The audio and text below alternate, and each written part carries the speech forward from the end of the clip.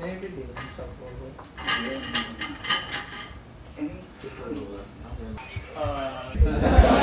a beautiful morning, although at 4 o'clock I got a call about closing campus of IU East. Apparently I've forgotten to take my name off of the IU notify for that campus, but it is a beautiful morning. Well, I'm delighted that I have an opportunity to come here to welcome you and to this workshop. I want to thank all of you for being passionate about education and gateway courses. Really important for the success of our students. Information literacy is also critical for our student success, for them to be able to have the ability to know when they need information, where to get the information, how to analyze information, how to use it. It's critical for their studies, it's necessary for their success, and as well as essential for lifelong learning. So this is terrific, and I appreciate you taking the time on such a... Am I making these noises? So it's not my throat or anything. Yeah, we were talking, by the way, about the weather, and you're going back this afternoon, this evening to Las Vegas, which is going to be 70 degrees tomorrow there. And, well, we will be 70 in 3 months or so, for a few days. Well, this workshop and attention to this, especially these days, is really important given the technology, given the fact that Twitter is #1 way of communicating today. And I was just mentioning that I was the first chancellor ever tweeted in the country. And the fact that yesterday there was something in the news talking about Twitter, that a professor of IU, and I'm not sure when I get these news, it's IUPUI or Bloomington they're talking about, that has developed a software to get to tweets out there, analyze the tweets, millions at a time, and get hints as to what the stock market is going to do 4 or 5 days from there, because if you get collective information, people panicking about something, it's been shown that it does result in the drop in the stock market. So information, in the age of information economy, is so important for all of us. Now, so all of this points to success of students. We are going through a strategic planning process. We have 10 strategic initiatives. One of them is student success, and that, in fact, Kathy is leading that for us. So what you do here is so important for student success, for our organization. So I wanted to personally come here and thank you for coming together. Thank you for taking us through this workshop, and thank you for the invitation today. And have a wonderful morning in discussion. Thank you.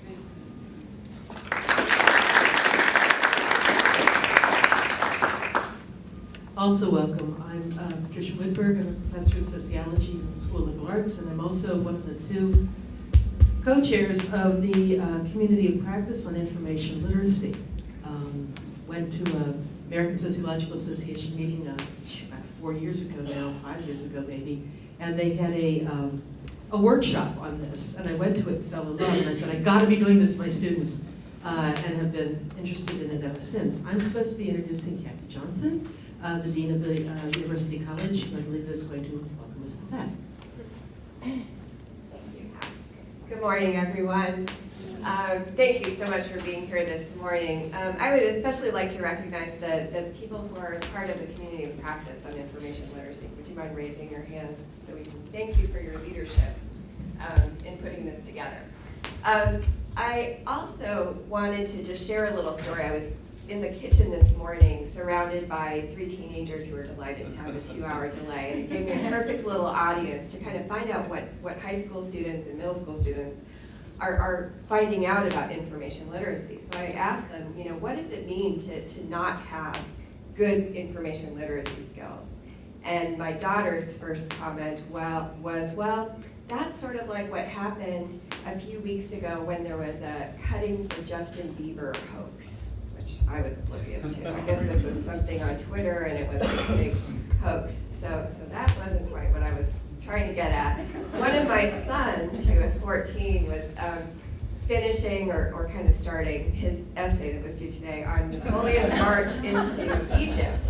And I actually didn't even realize that Napoleon was in Egypt. I kind of knew about Russia, that campaign. And I asked him, how do you go about finding stuff? And he did have, to his credit, a book, like a real book from the library.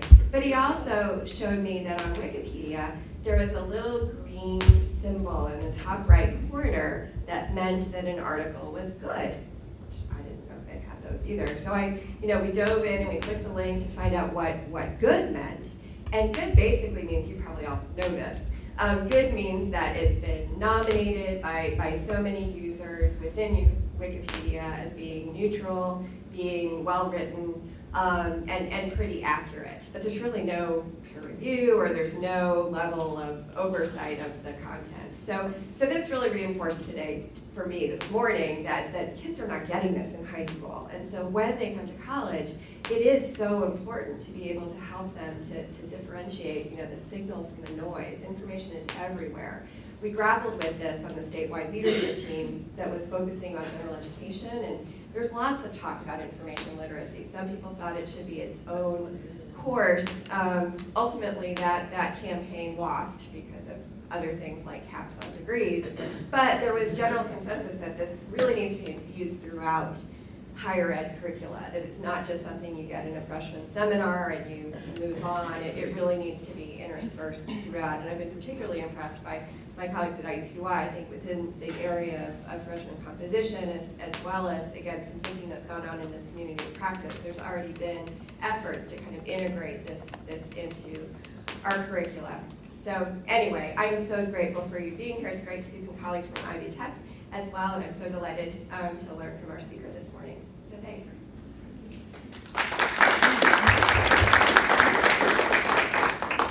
Okay, are we on? I don't think I need this. I got 4 boys at home, pretty much carrying my voice anywhere. I was asked to introduce Anne, and she told me to keep it short and sweet. So here's Anne. No.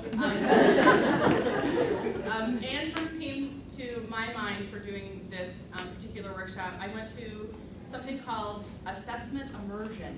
I know you're all clamoring. I can give you the application if you want it. In 2011, and our professional organization, which is ACRL for librarians, has these very intense workshops, 4.5 days. You're sequestered right by Vanderbilt University, and you work on a project about whatever it is you think needs to be done in your institution. And I'm all about information literacy. If you know me, that's where I've been professionally. That's what I like to do. So I came to the immersion, and Anne was one of our instructors. And I have been absolutely, I was enamored at her calm and resolve and very thoughtful questions. And there were 40 of us in the room at a time, and it was such a great experience. And when this idea came up, I thought, Anne is our girl. She needs to come. And what dedication to InfoLit. Ice storm from Vegas. Like librarians. All at the same time. Librarians are dedicated people. So she has a great history, and we've got that in the package if you want to know a little bit more about Anne, and we're happy to, we are so thrilled to have her here on the campus. And take it from here. Thank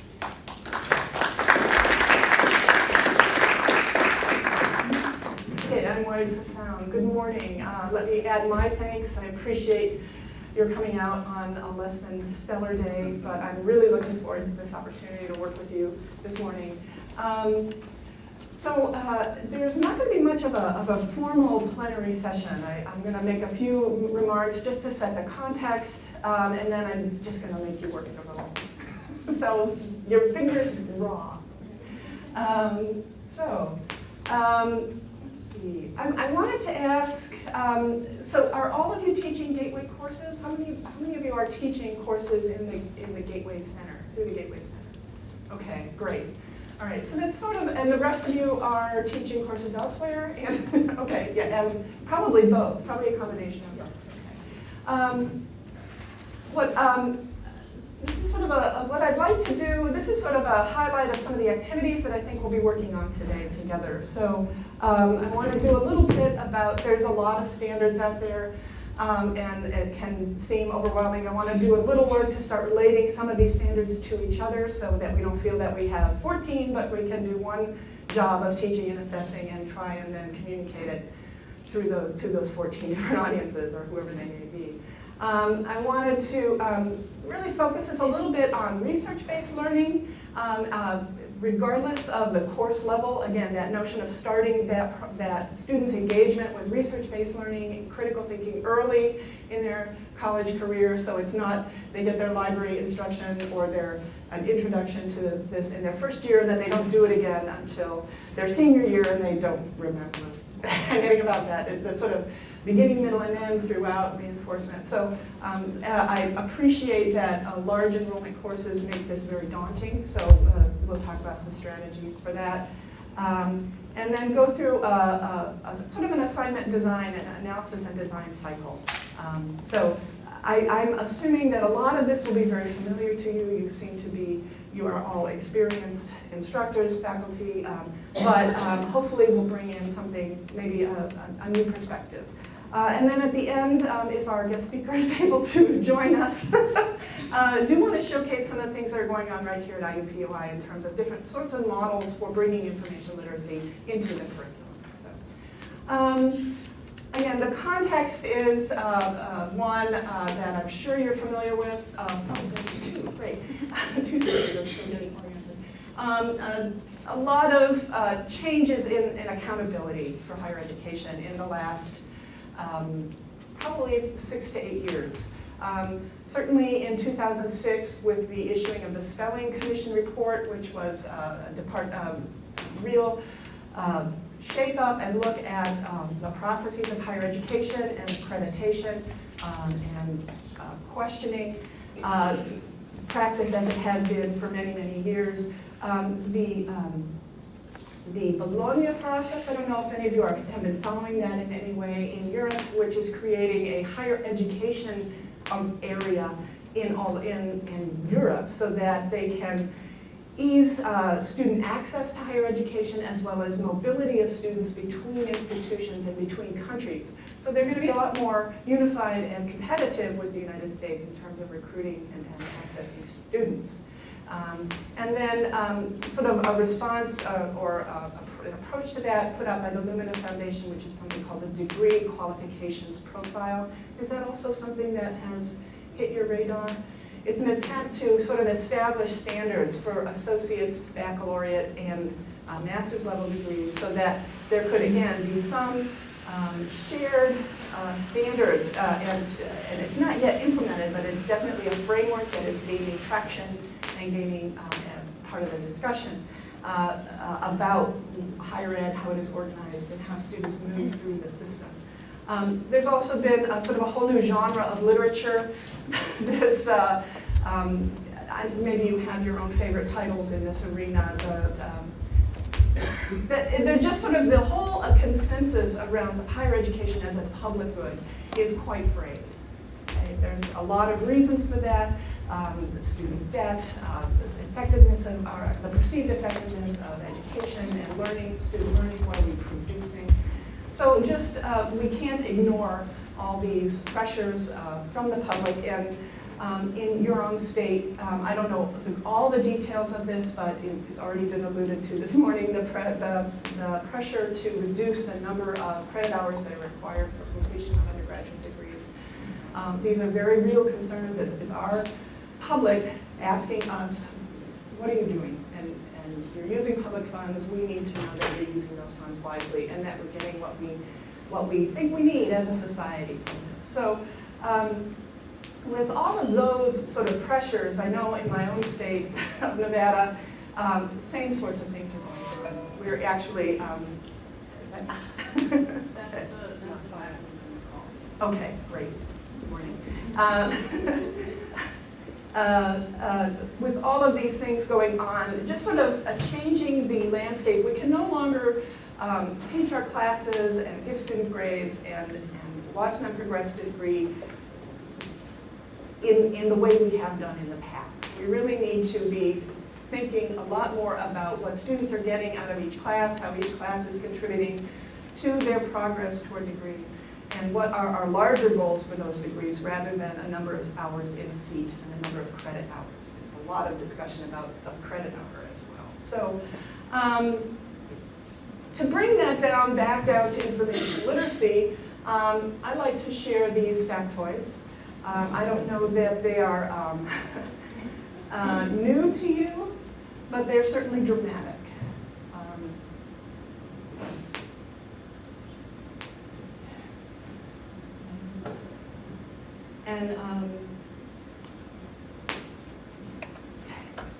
So this is, I mean, we keep saying that we live in an information age. This is what it means. This is how it plays out on the ground for our students and for ourselves. I know that the way I work now as a professional librarian is not the way I worked when I first started. My first day on the job in 1980 was the first day I used a personal computer. Okay?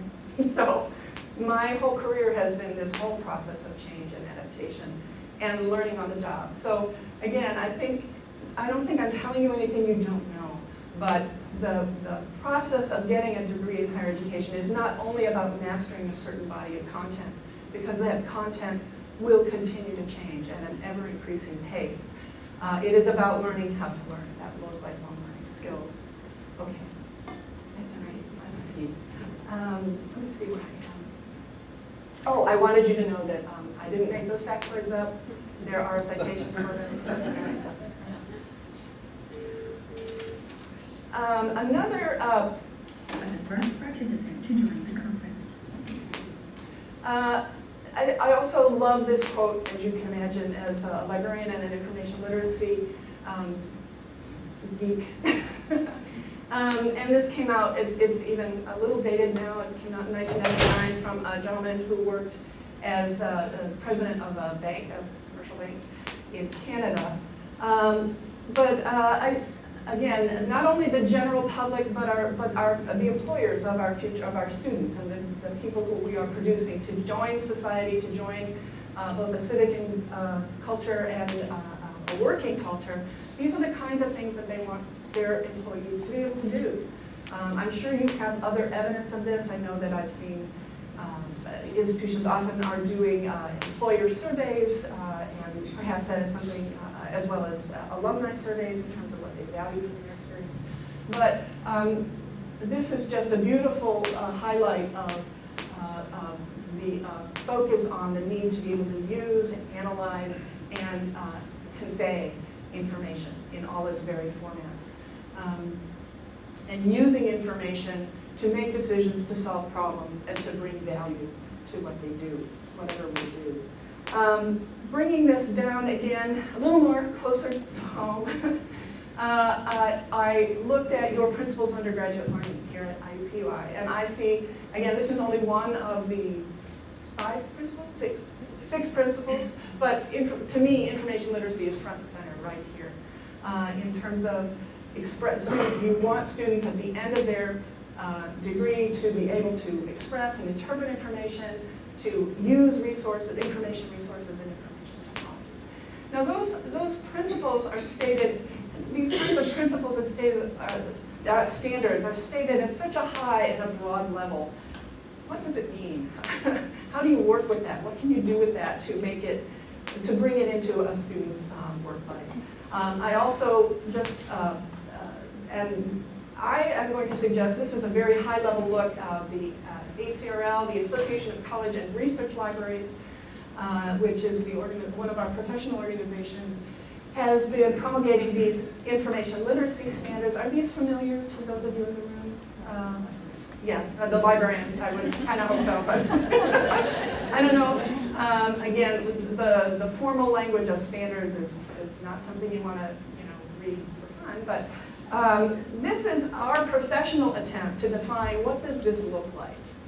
What might a student do that would be evidence of their intellectual ability to perform in an information literate manner? Okay? So there are 5 of information literacy standards in this document, which are further described in great detail. And then just to bring it back to the Higher Learning Commission, I haven't analyzed those standards extensively, but really quite quickly I was able to find evidence of your regional accreditation body's interest in information literacy amongst your students' learning accomplishments. So students are offered guidance in the ethical use of information resources. There's a direct correlation to that. The number 5 of the ACRL standard understands economic, legal, and social issues surrounding the use of information, copyright, trademarks, all those kind of things. That you have some sort of learning outcomes in your undergraduate general education requirements. The Higher Learning Commission is also asking that students be engaged in collecting, analyzing, and communicating information. So it's there in many documents, and then I know that many of you are also responsible to subject accrediting organizations, so it becomes kind of overwhelming. There's a plethora of standards, and it can feel like you're the servant of many, many masters, which we are as public employees. So what I wanted to do was to spend a little time just initially trying to relate at least your principles of undergraduate learning to the ACRL standards. There's a couple of examples that I thought might give you an idea of what I'm thinking about. Your own School of Engineering has done what I would call either a matrix or a mapping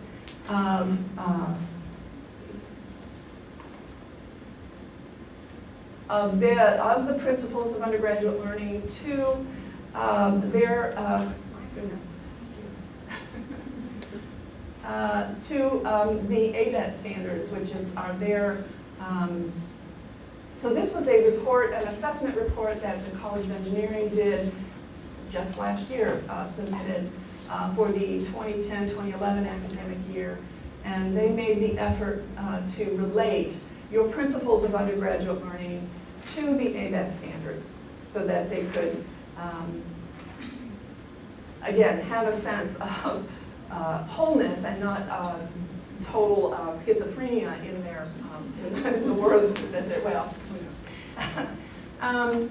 There's also been efforts by one of our colleagues to compare the ACRL standards. Let's see if this will, I should have preset. This will come up.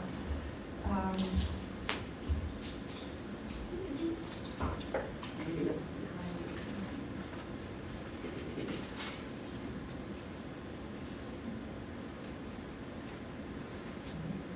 oh, there it is. There it is. This is a really big chart, and I really don't expect you to be able to take in very many of the details, but trying to align the ACRL information literacy competency standards with a variety of organizational standards or principles of learning. We've got AAC&U. I don't know, those of you, are you engaged with the AAC&U, the LEAP initiatives? So they're essential learning outcomes, NCATE, the ISTE, International Technology Standards, AASL, which is school librarians, ABET, and on. So there are some tools out there that are trying to make sense. And again, are these familiar to you? They are. Okay, sorry. I just wanted to, so I thought that this kind of a process might be helpful. This is something, just a small example from what we've done at our own at my own institution at UNLV. We have 5 university undergraduate learning outcomes, and those were just adopted in November of 2011. And this fall, we, as part of a revision of our general education curriculum, and this fall we offered the first of our new courses in our vertical gen ed model to begin the process of introducing students and engaging them with our undergraduate learning outcomes. And in the libraries, what we did was we took the ACRL standards, and a lot of the conversation on our campus was about we need to be introducing and assessing students on these learning outcomes at the beginning, at the middle, and at the end. The developmental progression of their ability with these. It's not a one-shot. It's not just in one class, as was said earlier. It needs to be reinforced and elaborated and repeated throughout their educational experience. So we took the ACRL standards and attempted to align them and use them as much more concrete and descriptive language of student behaviors that would be evidence of our larger learning outcome. Okay, so for example, we have our ULO number 2, which is all about critical thinking and inquiry. Our ULOs are described, and then they have a series of 5 objectives that describe them again in more detail. And then we took language from the ACRL standards that says this is what we think a student would be doing that is evidence of this learning outcome at the beginning of their career, and in the middle somewhere, somewhere in that vague sophomore, junior mush, and then in their capstone, in their senior level seminars and capstone experiences. This is the kind of behaviors and demonstrations that we would like to see students be understanding and abilities with. So this allowed us as the library to figure out where can we contribute to the ULOs and to student learning with the ULOs, and how can we partner with faculty to help these things along, because I think these are all learning outcomes that all of us value, whatever we call them, however we describe them. So what I would like to ask you to do in your groups, so let's see, we have some groups that are smaller than others. Perhaps you would be willing to join with another group just so that you have more voices of conversation. Yeah.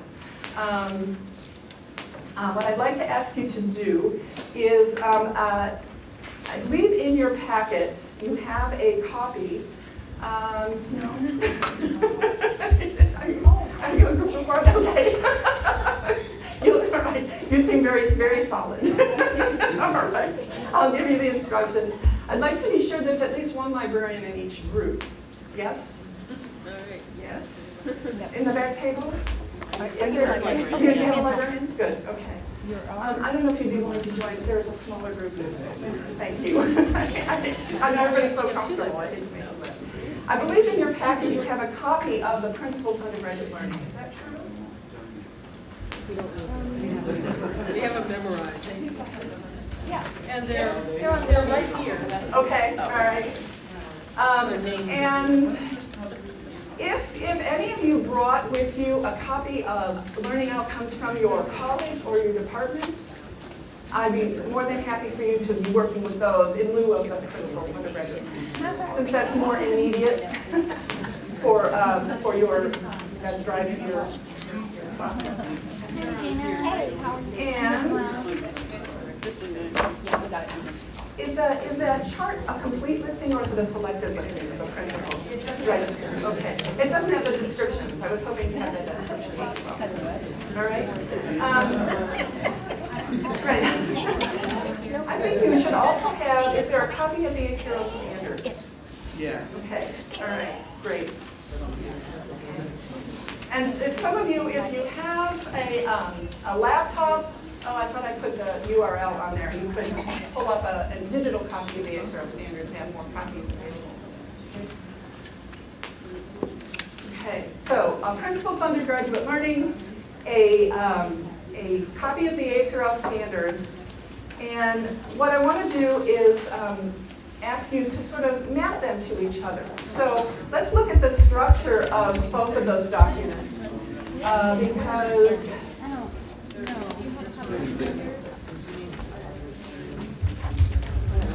Is it one of those?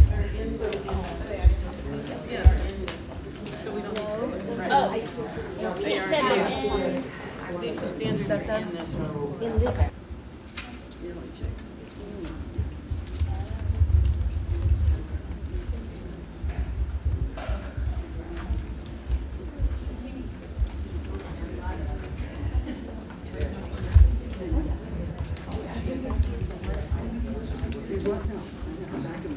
college or departmental learning outcomes that you have from your department?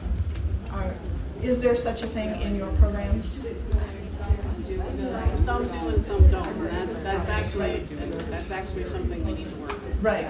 These with information resources, with the libraries as an entity and a collection and a body of services, and the citation elements. see. Possible, so for example, those of us who are instructors, I can read this, and I'm Right. like, well, that's cool, but how the heck do I do that? Right. What does that Exactly. look like? When do I do that? When is that? Yeah, that's actually where we're going. That's definitely where we're going, and maybe we should just go there. Go there. Okay. So let's just go there.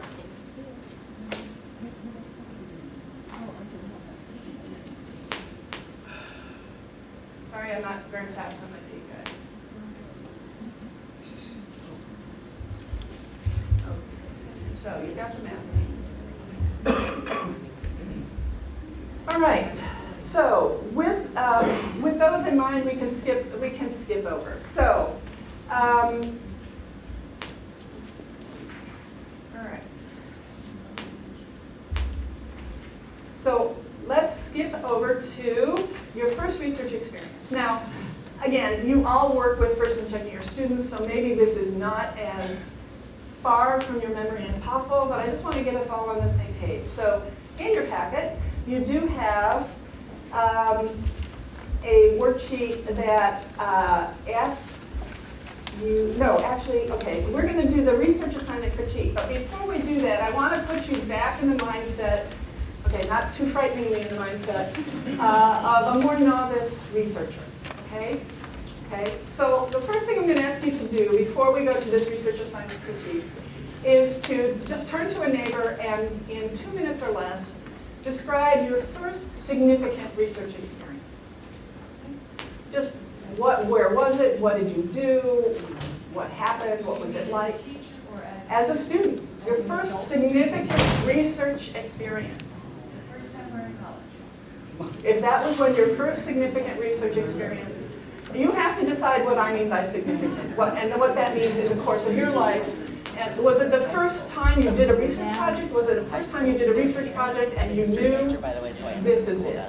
I mean, you're all academics, you're all faculty, you're all engaged in this process as your life's work or as your professional work. So why don't you just, in 2 minutes or less, describe that experience. What was it about? Was there a mentor involved? Were you on your own? Okay? And at the end of that, each of you gets to talk to your partner and describe your experience. And at the end of that, I want you to spend a minute and come up with, between the two of you, one word that can sum up that experience.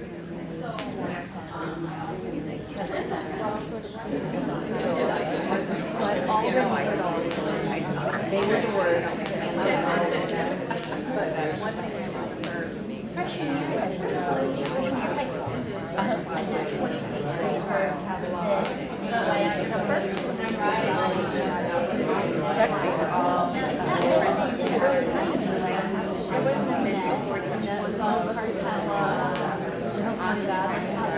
Well, I ended up going down to the university library.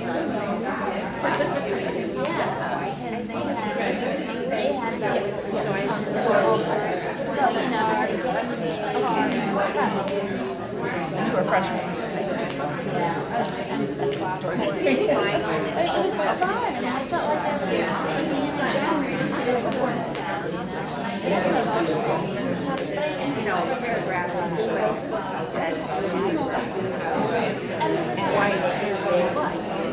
Students seem to think that they should just find the source, go to the library, read it, and put it in a, you know, that in a sense, maybe, yeah. But they just have a sense of, like, you're going to backtrack, you're going to find things you don't need, you know, and that's not a waste of time. Oh, yeah, that's true. jumping off there to find it just I found the article now. I'm going deeper and deeper. Yeah, it's very layered.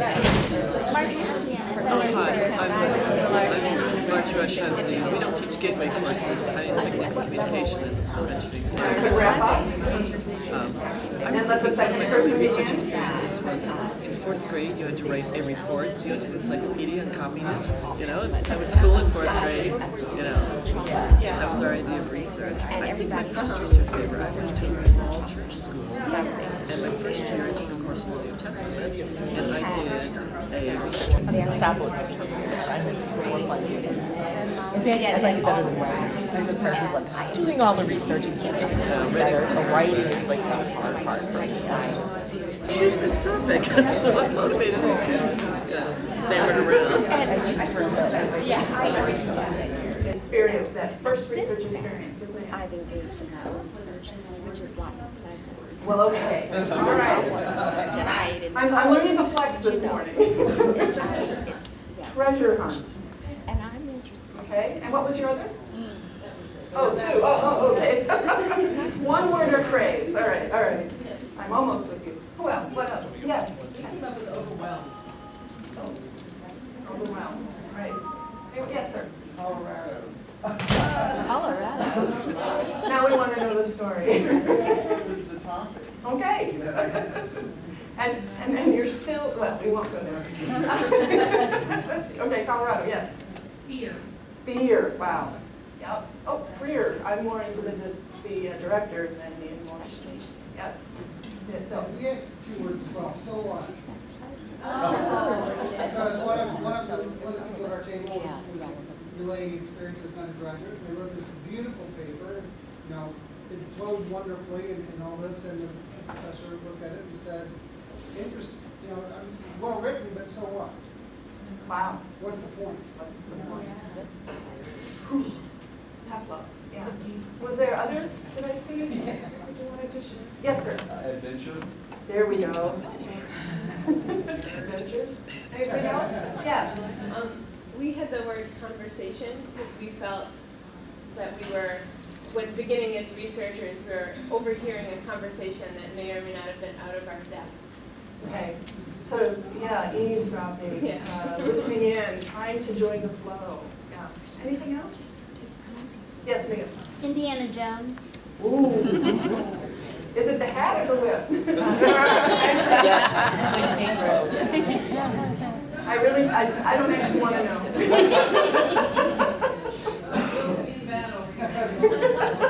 Yeah, I always ask those questions and realize, no. All right. Anything else? I don't want to cut anything off. All right. So I think you get my point, which is, from the current slide, it is, that first research experience is a mixed bag. It's exciting, it's an adventure, you're getting a sense of that bigger world, that listening in on that conversation, and you're part of it but not. Part of it but not.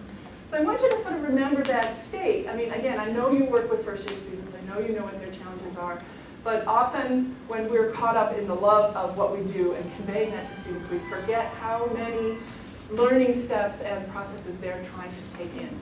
And we have to remember that it's a real mixed bag for our students. There's a lot more going on than intellectual curiosity. There's a lot more surrounding all of this experience. So I wanted to, and again, I don't know that this is new to you, but to just sort of, so we have a common language for talking about assignment design and incorporating different elements into our assignments. Wanted to sort of present this, I call it the 3 Ps model. I didn't come up with it. Leora Barron, who was at UNLV before I even arrived, and it's derived from work by McTeague, reverse instructional design. When we're designing activities, assignments, assessments for students, we start with figuring out who the learners are, what are their characteristics that are shared, what do we need to take into account, you know, if they're first year versus senior year. Developmentally and intellectually, they're at a different place. All sorts of factors go into that. We then think about what is the purpose of the assignment. So in a sense, what do we want the students to have as a result of having completed this assignment? So starting with the end, what is the end purpose of students going through this ritual, this activity, this assignment? And how can we articulate that for ourselves and for the students? We then jump to the product, which is what the students produce. What is that? How do we describe it for the students? And then what process supports do we put in place along the way to get students from the beginning to the end of producing that product and learning something in the process? Okay? So familiar? Yeah? It's probably something you do so almost unconsciously, perhaps, because it's a very natural process. So again, I'm going to, now that you're in your groups, thank you very much. I'm going to ask you to, with that piece of paper in worksheet that is the research assignment critique, it is a one-sided piece of paper in white. And I have here the description. I think it's a pretty typical description of an assignment for, in this case, a political science class primarily taken by freshmen and sophomores. Okay? I've divided the assignment description up into those three elements: purpose, process, and product. And I'm going to ask you to critique this now in your group. So think about both the strengths and the weaknesses of those three parts of the description. This is presumably this is what is on the syllabus or the assignment sheet that is given to the students. This is what the information they have. No doubt it is further elaborated in class and through question and answer, but this is the information that the students have with them as they're working on this assignment. So if you could think about the strengths and the weaknesses in each of those three parts of the description of that assignment.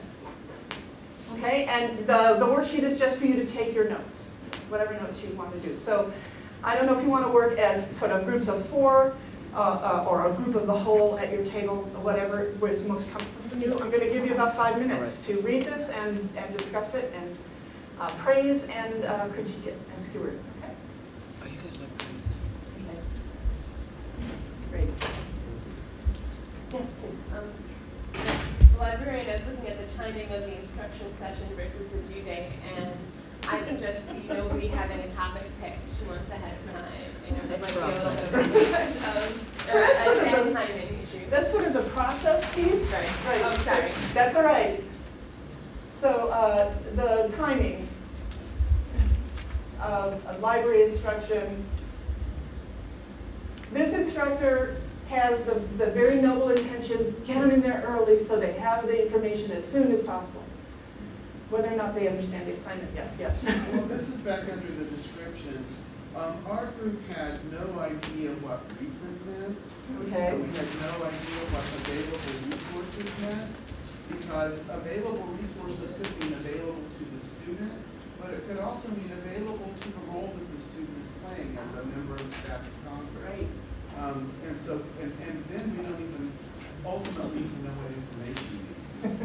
Yeah. Especially because it's going to be summarized in 10 to 15 pages. Yeah. You think you're trying to make things clearer, and actually it's obfuscated. Yeah. And I thought since there's only one meeting with the librarian, that librarian has a heck of a lot to do in that 1 hour to go everywhere from, either how to find a resource to everything else that's here. Right. Yeah. How do you judge those standards of Yeah. quality? There's a lot packed in there that needs to be unpacked for students to engage in. Yes. Another under unclear terms, this assignment might be out of date. Excuse me for being cynical, but it says that they're supposed to be looking at the political and the economic and the social conditions. Well, the way we've got Congress right now, something can be very beneficial for the political, in a sense of makes your base happy, and absolutely disastrous in economic and social implications. So, linking them together, unless this instructor has done a lot unless this has been a topic of several weeks worth of lectures and other stuff, it might, I don't know if a freshman student, in the first month of an intro course would be able to get to the depth of saying that something that is politically advantageous for the congressman might be socially and economically disastrous for the country. We might be going through this right now, but of course I won't mention it. Yeah, we won't go there. All right. In terms of, so we've sort of already moved on from the purpose. In terms of the product, did you have any comments in terms of strengths and weaknesses, perhaps? Yes. They did give a length, but they didn't tell what style manual they were expecting them to use. They didn't really specify if they were to make an argument or just kind of present information. Right. The emphasis on summary versus Yeah. That would go on the weakness side. Okay, yeah. Oh, right. Thank you. Vague, regarding style and other things, yes. One word that came up at our table repeatedly was plagiarism. In terms of? Well, the event summary should be 10 to 15 pages in length, and you've got a very short time frame. And we can just see the students going to their local Wikipedia and cut, paste, and there it is. They've got their 10 to 15 pages and pages. And there's no information that we've been given that says, do not. Okay. The students even, will they know what behaviors would result in that kind of a dire Well, I result? find especially at this level, imposing a structure on students because they struggle with structure, so tell them your paper should have 4 sections. And I will say, please, put the title of the section and bold it and make it an actual section in your paper, right? And so the first section should describe what is the event, what happened, who is it affecting. So the second section should, describe what is going to happen or how is this influenced the curriculum. The third section should be what are the economic conditions, like break it up for them. Right. And in our heads, we're like, well, that's how you would write it. Right. But just, I found just telling them, create a section, and I'll even put it up on screen and say, if I were writing this paper, this is how it would look. Yes. Recalling my education, I remember in the veterinary system, we had to cover who did what, where, when, and why, and what effect it was having. What was their teachers who were involved. So when you're doing a paper like that would be a good format. Some sort of structure, something to help them navigate. Answer each question. Right. So that you do the whole framework, the whole outline. In relation to the suggested organization part, it seems to me that if this is going to be assigned in September and due in November, that there might be small assignments along the way. Find 5 sources this week, find 5 more next week. Make sure you know what your topic is by the end of September. Check in with me. Little things just to make sure that there's some sense that this is developing rather than appearing magic for no reason. So again, and that's another thing that leads into the dangers of plagiarism, because you as the instructor have no checkpoints to see what kind of writing this student does, and is at the end is what they turn in seem to match up with their ability and their style and their subject interest throughout the semester. Yeah. This is a really proud process. Process? Yeah. Excellent. The library session? Yeah.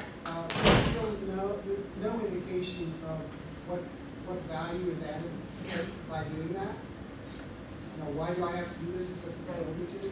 Right. What am I going to get out of it? How does that help me? Right. No indication of meaning. Right. It's just nothing you got to do.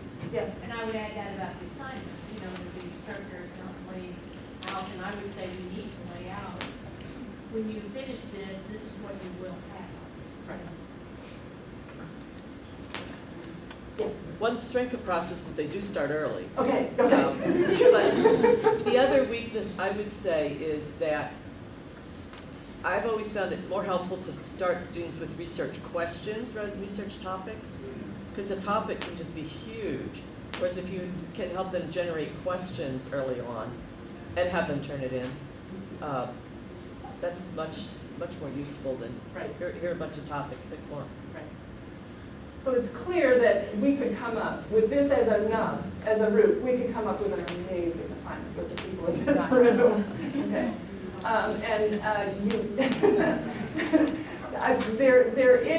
There's a beginning of bringing in some different approaches to this assignment in terms of putting it in the real world and trying to make it relevant to students, but there's still a lot of things missing that would help students succeed with this assignment. Question. Yes. Is any of this fictitious assignment Mm-hmm.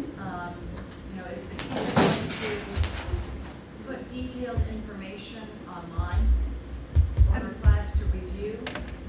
Is the library session going to be online as well, so that they can go back over it? That the students can re-access this information? Or, I mean, that's not clear in this, but would it be clear in the syllabus that, you will be able to see this again? Right. I think the point that I wanted to make is made, and that you already understood. That, boy, I'm going to show my age here. Do any of you remember Gary Larson cartoons? Yeah. All right, my people. Right. So there's the one where the guy's talking to his dog. He goes, "Ginger, you behaved so badly. Why did you chew up my shoes?" And then you see what Ginger hears. "Ginger, blah, blah, blah, blah, blah. Ginger, blah, blah, blah, blah."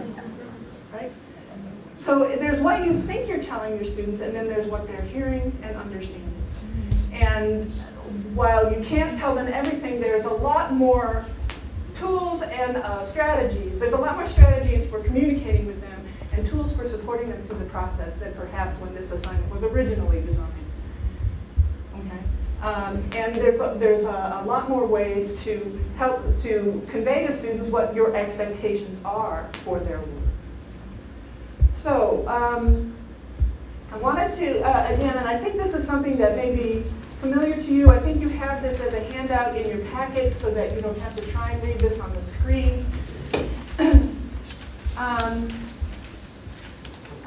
The whole research process that assignment was intended to engage students in, and your recollection of your first research experience and how complex that process is, this is just one way of trying to describe, again, on one piece of paper, the elements of these sort of steps of the research process, and then again, different developmental stages that individuals may achieve in terms of their own proficiency with this process.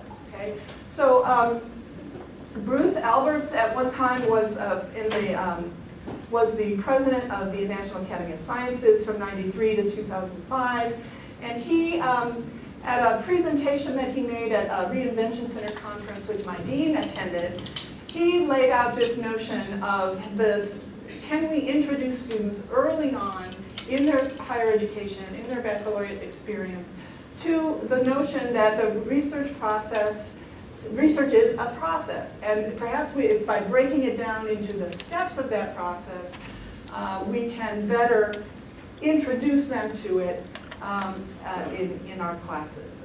We then took his conception of the 6 steps of the research process and sort of fleshed it out so that students don't do this all from the get-go. They don't do it all at the same level of complexity.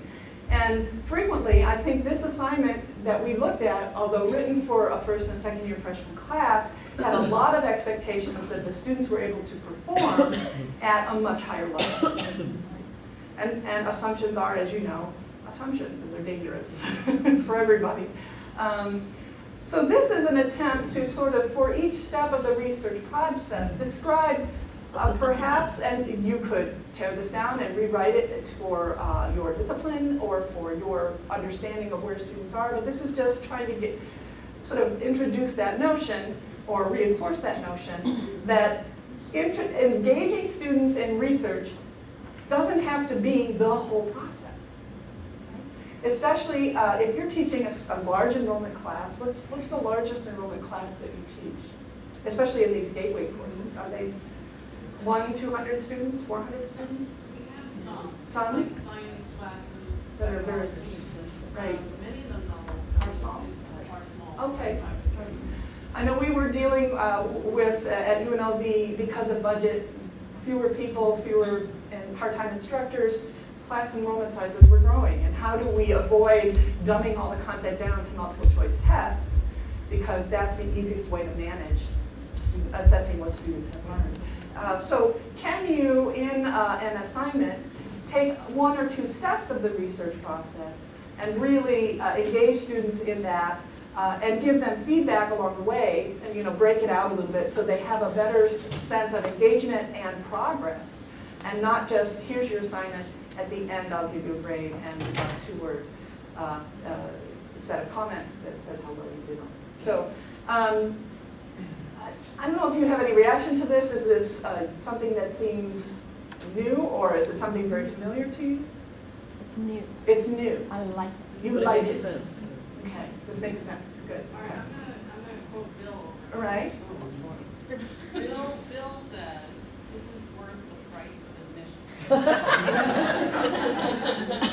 Since we didn't pay it, you haven't.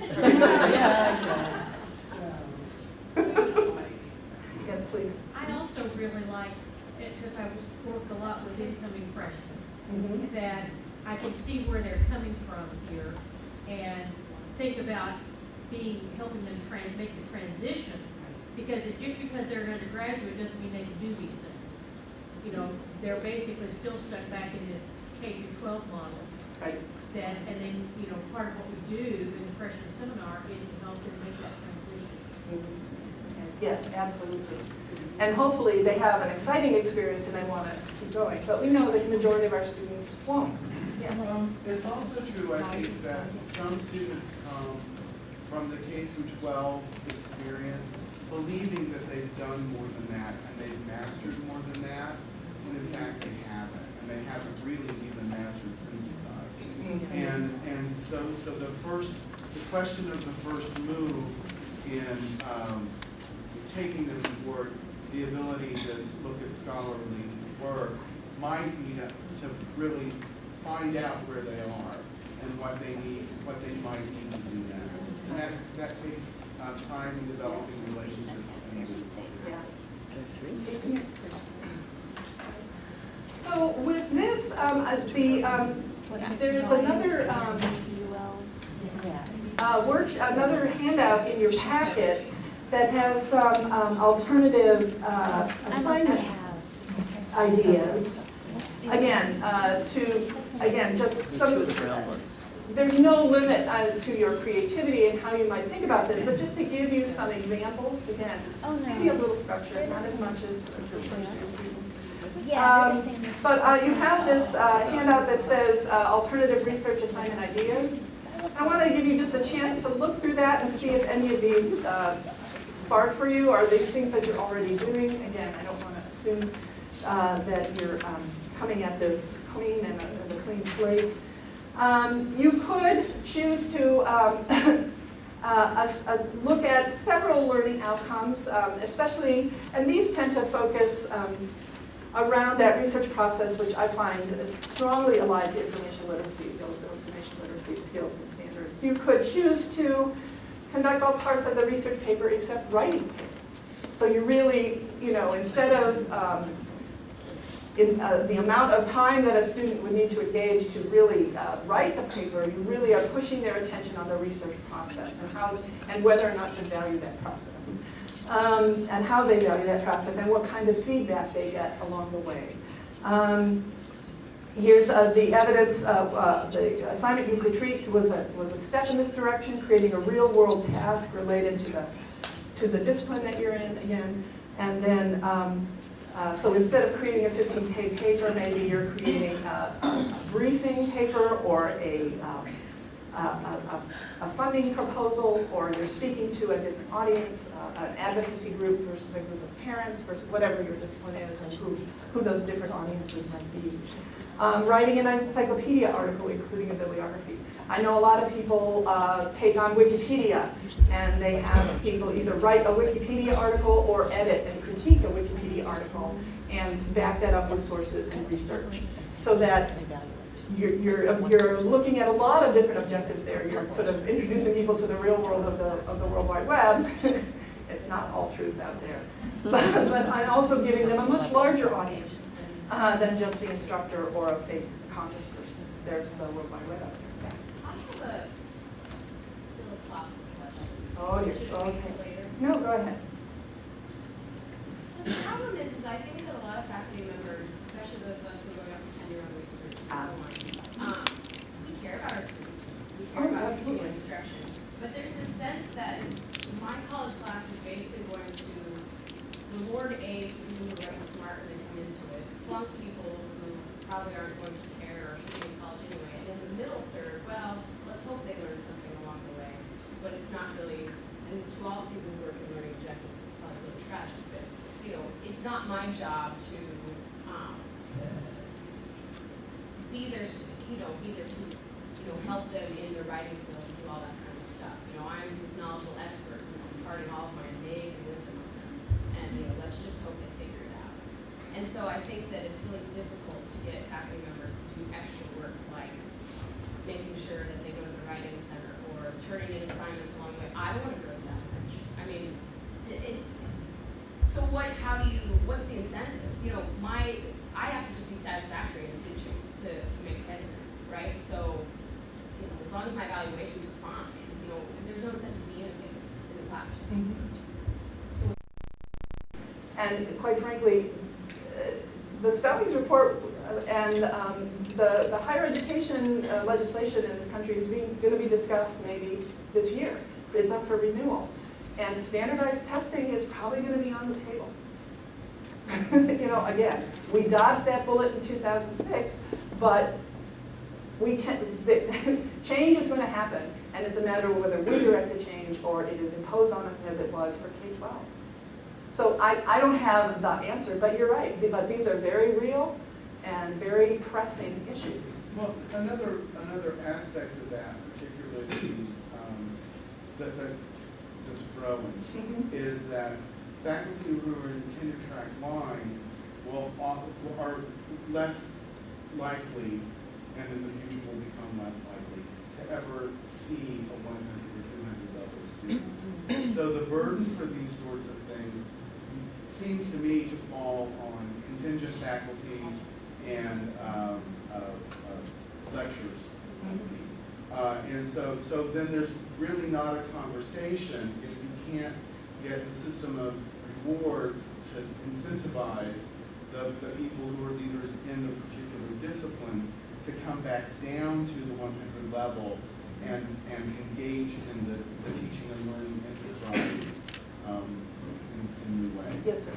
I understand what I'm hearing here, but I would also maintain that students kind of figure out when their own instructors are not learners themselves. And I would really ask a person who's not interested in learning something themselves, are you really supposed to be in this discipline? Now, I understand what you're saying, but I myself, when I take my students to the library, I learn things. And I would much rather read a paper that shows some level of progress with this than those crappy papers that take forever to get through because this person hasn't found anything of value in what I'm trying to help them to come to. And I do believe strongly in that education helps people to come to knowledge themselves rather than listening to me. It's a process in and of itself. And I will admit that it is frustrating, but I really try to focus on what I'm doing and where I'm passing my students along. I know there are people perhaps who don't care about this, but I think it makes my job more interesting when in fact I get papers like that show some level of involvement. I was also going to say that too, that if you have a good process, you're much more likely to get interesting papers to read at the end. Plus the steps don't have to take a lot of time. You can read over them, make a sentence or two comment, like you're on the right track, or no, you should consider this. And you give a few points just for turning it in. It doesn't have to take a lot of time. And intervention in the process is much more valuable than grading something at the end. They don't look at the comments, they might look at the grade. They don't learn anything, but doing it at the end. So your job at the end is a lot easier if you're working all along. Yeah, and I think our students, we have students, I know at UNLV we have very strategic learners. What do I need to do to get through this course? And in many ways, we've created them. They learn to learn that way. And so, learning for the love of learning, which, drew many of us into our disciplines. What do I need to get through?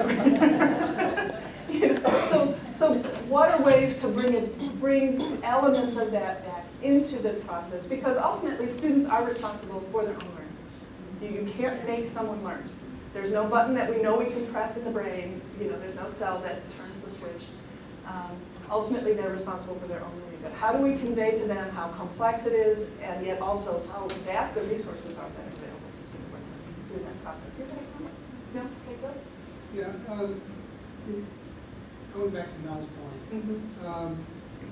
it occurs to me, the thing I wrote down a moment ago is that there's a suite of perceptions, mindsets, abilities wrapped up in what we typically call academic readiness.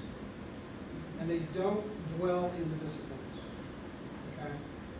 And there's the tension, because the faculty member in that discipline is about that discipline. They're not about making somebody academically ready. This is Amanda's point. You know, and that kind of leads me to the observation that University College was very intelligent and strategic when they developed things like instructional teams, because they knew an interaction between an incoming student and a faculty member was not sufficient to nurture that student and make them a successful student, whether it's academically or in terms of time management or whatever else it might be. So they placed other professionals within the academy with that faculty member to get that student up and running. And one alternative feature for the academy is something like the instructional model throughout the academic career. We already kind of see that, except it's emergency room instructional teams, because that's where I come into play. My kids are bombing this assignment, they need some help, come over on Friday and do this for me. Well, you know, my new metaphor is, you know, we've been engaged in emergency room healthcare, we need to do preventive care along the way. So I think what we're going to see, if we're really serious about this, is closer engagement between faculty in the disciplines and the other professionals in the academy that have something besides the discipline to offer that's necessary for that work to be carried out successfully. To speak to Amanda's concerns as well, is there are only a few departments in the Gateway program whose upper level tenured faculty rotate through the Gateway courses. And I think that's wonderful. Wonderful. Your department does have that, sociology doesn't so much. But that's the exception rather than the rule. But when I go to the department as a Gateway coordinator, I always say to the faculty, and this is something that you need to bring to your department, if it weren't for the Gateway courses, you wouldn't have juniors and seniors. So it's in everybody's best interest to support these students and to support the faculty who teach these students. Keep it going, keep it going. Another thing I thought of when the gentleman in gray was speaking is, they don't have to do these projects alone. They can do them in pairs or trios. You know, peer review, so that also lessens the burden. Plus, it creates that community of learners, we hope. Community of plagiarizers, maybe. Please. Okay, initially when I was hired by IUPUI, I was a departmental librarian and at a separate location in Newtown. So I had a lot of experience already as a professional, and I worked with this faculty who taught incoming students. They would have to do a report, they would go to the museum, review an art. So then they had to research the artists. So I met most of the freshman students. I was incorporated, I was also an actor. I was the first top. Anyway, so I started with our early years of our art history program. And I got to see the freshmen students. They knew to come to the library. Often that's where they had to lunch. They could get out there. So it was a social center all day. Kind of like working with me. And then if they had problems with their sophomore, they would come back. And I would see them this year.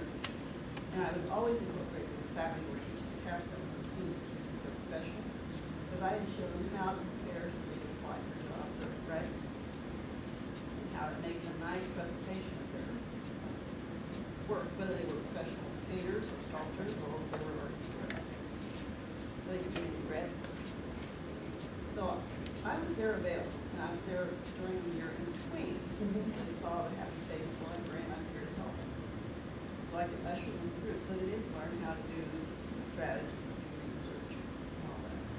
When I came over here, then I had assigned to a bunch of different levels, different classes, some of which I had no background. Those students seem to be lightly about a lot of times. They're not even including that they need to do research. And a lot of them come in with the attitude that, oh, the librarian didn't help me enough, so I didn't get an A kids. You want someone else to do the work for them. So I think what I'm seeing is that they need to have that same focus and attention, that there is going to be help for the library. We're going to be able to lead them through this process. They need to learn strategy and how to do research. So I think our core thing is first to meet this freshmen, and I hope they'll come back. But it cannot be only the librarian's responsibility. Right. No, it has to be I mean, worked out with all the faculty. Yeah. And I had that nice relationship that before with my faculty in the departmental library. You don't always get that when you get assigned different departments, different fields, changing each year.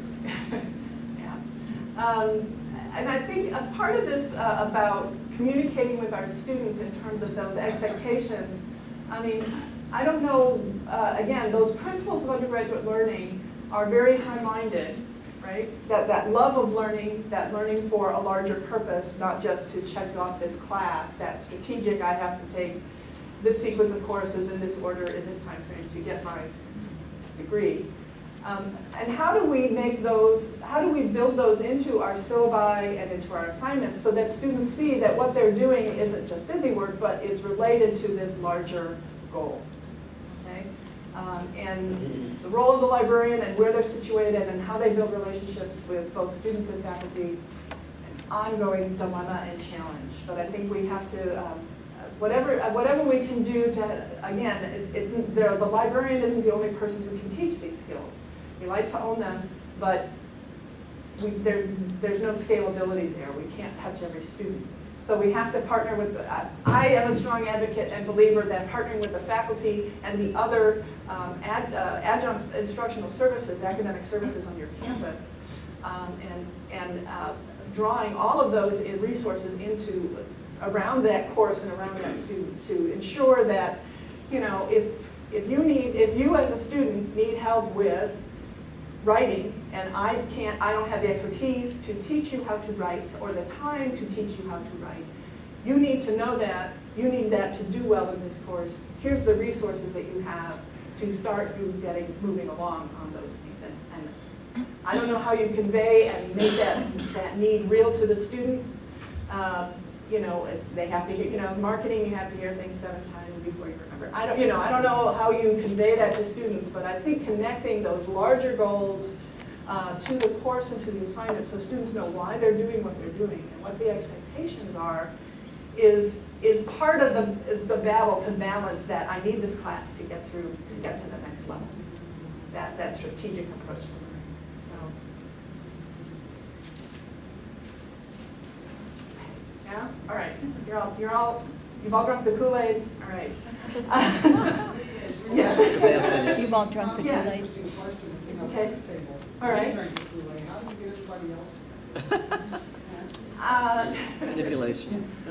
I think you're doing it. You give people support, you help them do it, you give them a showcase when they're successful, you show the impact of this on student learning. I think the one thing that the faculty who are only here for their, I'm going to make a gross statement here, the faculty who only care about their research, who are less engaged with teaching, and those people who are here in this room, I think we do share a concern about student success and student learning.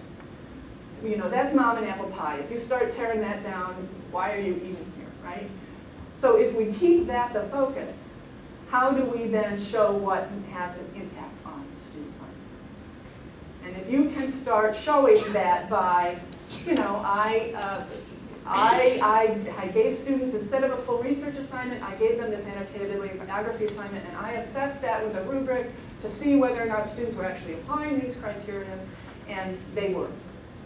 And then what happens in the next course? How can you start gathering the evidence of student performance that it makes a difference to teach in a different way?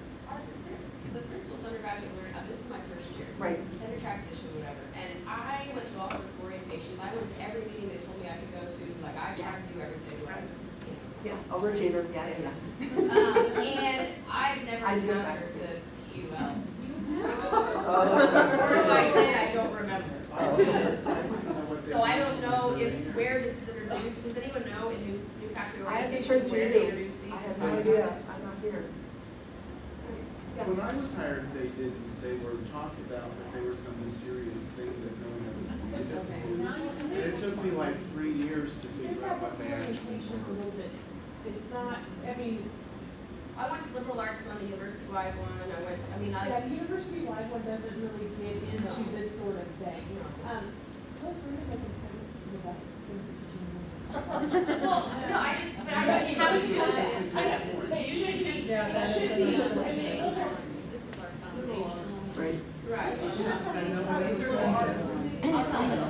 University level learning If we can globalize this problem, the problem is if we're gonna act like teaching matters, then teaching has to be shown to matter.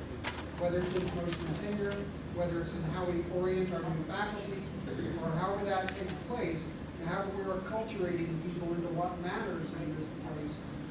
If we're serious about it, the institution's gonna be serious about it. I think was Kathy still here? No, she had a She conversation. had a great quote. Somebody said, how do you herd cats? And the question we give it to her, she said, you move the bowl. Yeah, so we need to move the food bowl and make things like PULs front and center and make teaching matter in the promotion and tenure process. The movement toward scholarship of teaching and learning is a move in that direction, where you kind of take what you've done over here and you move it into research. But it's got that. So I don't know, again, and I can appreciate being a first-year faculty, you can't be out on the bleeding edge of everything because the culture hasn't changed yet. But how do you get this feedback to department chairs, to deans? What is their role in saying these things are important? Is it just delegated to the CTLT? I mean, you had your executive vice provost or vice chancellor here. He thinks it's important. What is he doing to, in his line of, this is a big political, cultural issue. Every university in the United States is dealing with this, has to deal with this, or else we'll be doing a lot of preparing students for standardized exams to prove that they are eligible for a degree. I mean, that is like the nightmare scenario for me. Yeah. But you know what, I think that in a very stealth, sneaky kind of way, Gateway is, we are making differences at the entire school level. Since we started the 2 faculty communities of practice on critical thinking, and we've had 2 symposiums on critical thinking, well, guess what? In the assessment of the first year seminar and the TLCs and the U110s, it's coming up number 2 on the student evaluations. Well, now I've actually heard deans and vice chancellors say critical thinking. All right? Yeah. Now, the same thing will happen, and we're moving from the bottom up. I think it has to come from both directions, Right, absolutely. it does, but until somebody starts, nothing will happen. Right, bing. Oh, I'm gonna change the topic, so. So do you want to follow up on it? No, okay. I was looking at the grid up there and realizing that a lot of my students will stop at the end of the second column and go into the workplace and never become grad students or faculty. So I was wondering, in information literacy, what are the roles, or what is the thinking about non-academic secondary research and the relationship to primary research? I teach engineers and engineering technologists. And when I show them the online library databases in their junior and senior year, they have never seen these before. Because they do primary research, they do laboratory research. If they need an article, their professor has it in the office somewhere or on the computer, they're astounded that those things are there and they like them. But also the kind of research that they're doing in the workplace is situated. It's not, general principles. So I was just wondering, what we're teaching in that second column is academic research, which has a value, but we also need to be thinking about non-academic kinds of research that they're going to be doing. And I think that's where the abilities, the intellectual abilities that they develop through academic research will carry on. Those are the elements of lifelong learning. The ability to say, oh, I need more evidence, I need more information to solve this problem than what I already know. Where could I go get that information?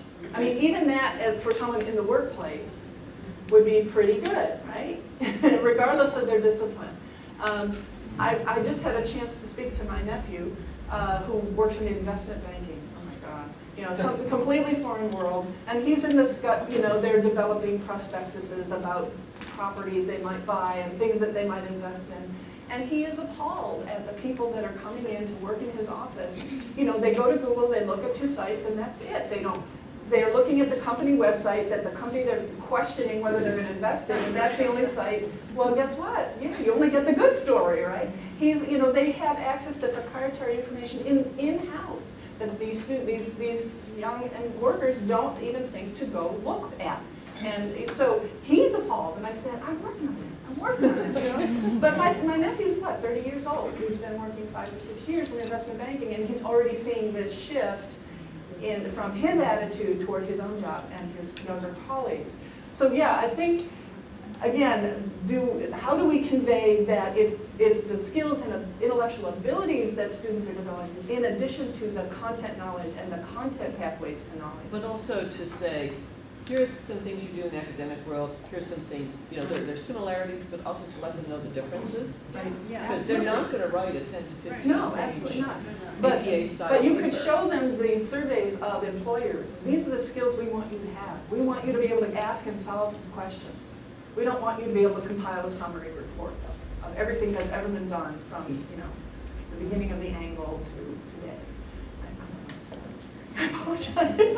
Capacitors. You know, so I don't know how you bring that breadth of reality in for students as well. Yeah. I'm the business librarian, so this is something that I deal with every day with instruction and meeting with students individually is how do I translate, oh, there's this database I buy and it's really useful, to these are skills that you'll need in the workforce. And I think one really important way is the assignment design. A lot of the business faculty design assignments in partnership with local companies or based on deliverables that are real world deliverables. And that is a very obvious way to incentivize like active engagement with the assignment. But also, I mean, my business students, they're very result oriented. And if I tell them, hey, when the vendor comes when I go to sign my contract with this database, with my vendor, I'm the second appointment after Lily. Like these are things you will see again. And again, with like that proprietary kind of information, just showing them that this is not an academic skill. I try to tie it as much into the real world workforce because that's what clicks with them, you know, and it's whatever the motivation of your student. Right. We Two need more to comments, and then I want you guys to get a grid. break. I want you to get a break. Yeah. Branches. I would say that all research might be better thought of as situated, and that academic is just one of the situations.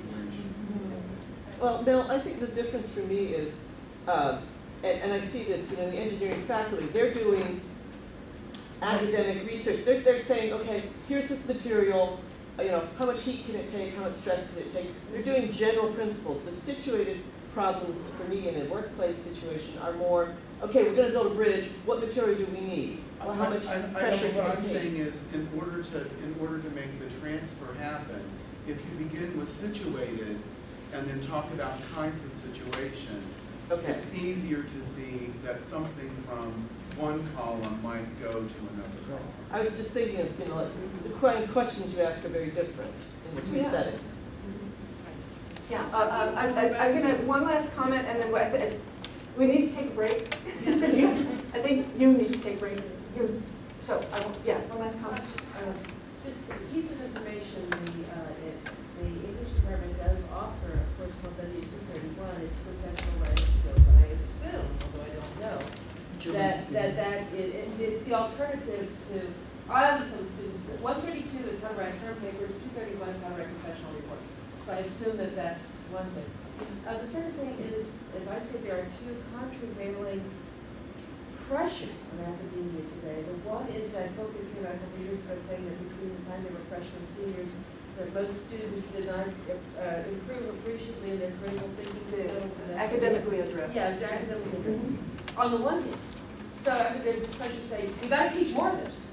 And at the same time, there are systematically funding. I forget where I read, but recently some state or another is giving is opening some sort of monies available to students to complete their education, and they have deliberately said will not be given to any liberal arts.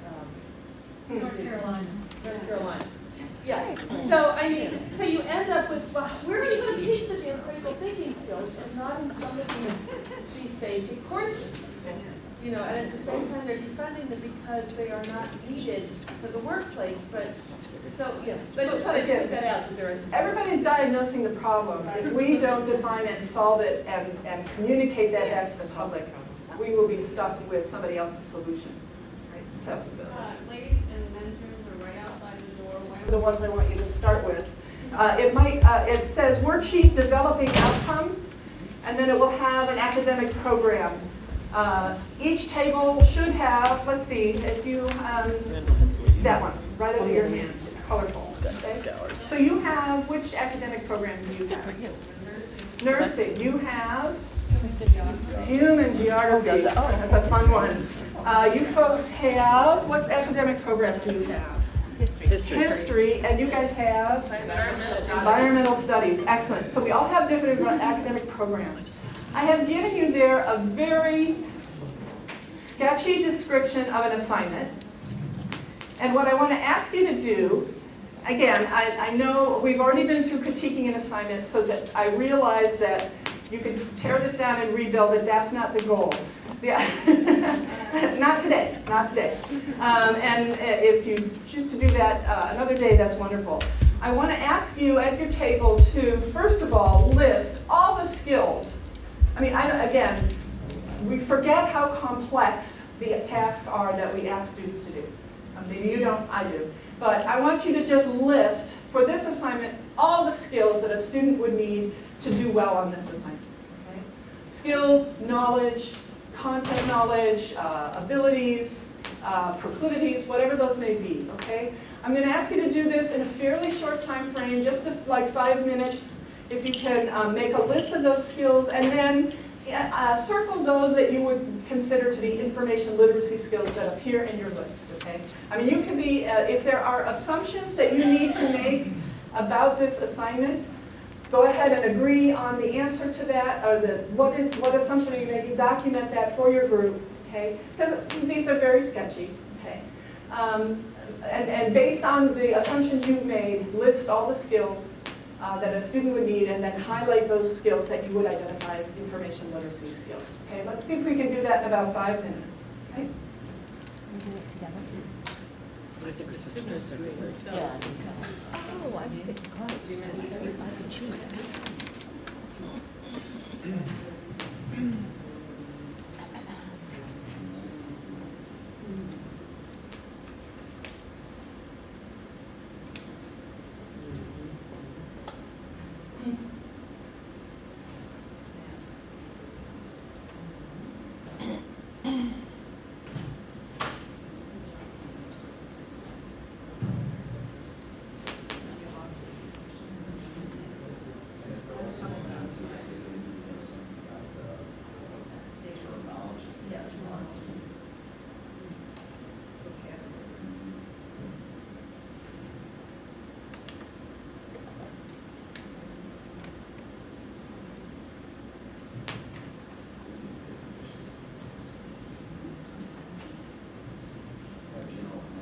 So far, all we got is information. But then that's what you mean by resources.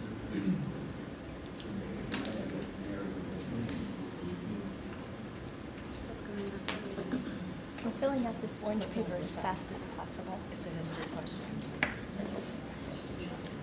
Skills, concepts, and resources.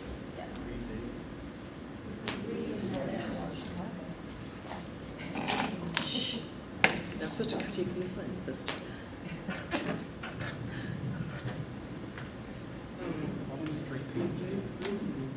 Process, product,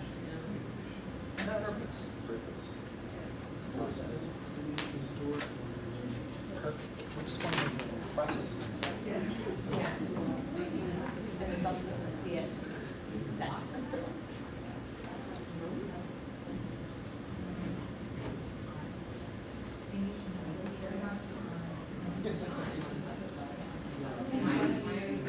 Zero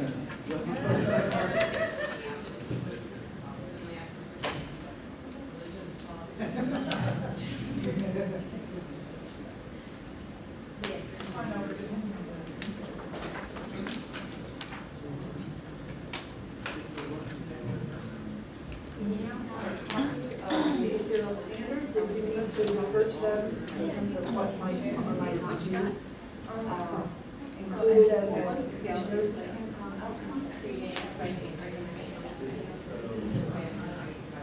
They have to be able to write. My understanding is that you have the A0 standards, so if you want to refer to them.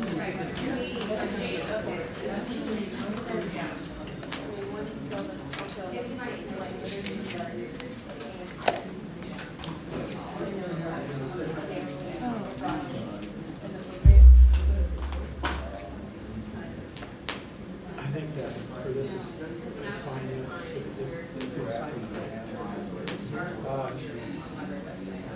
identifying and understanding your audience is really important.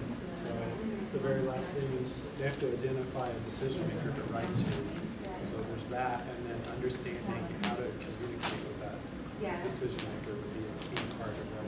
And then also, in addition to making